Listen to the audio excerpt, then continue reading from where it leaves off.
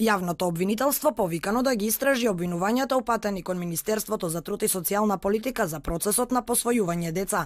По вчерашната сторија на телевизија 24, во која скопјанката Кристина Кузманова обвинува дека и биле побарани 2000 евра во кеш за да го добие финалниот потпис за старателство на дете. Првиот човек на детската амбасада го повика обвинителството сериозно да ги истражи таквите тврдења.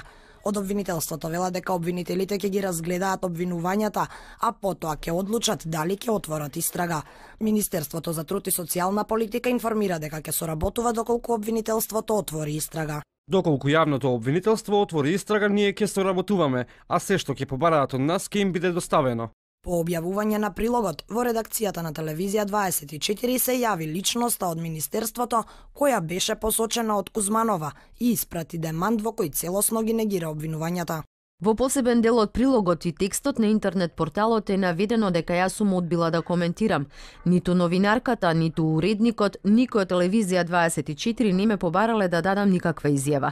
Во врска со ова барам да го објавите мојот демант во дневните вести на интернет порталот на телевизија 24, дека во врска со овој случај не сум постапила надвор од моите професионални обврски и изрично демантиран дека сум побарала пари на Скопјанка во врска со посвојување на дете.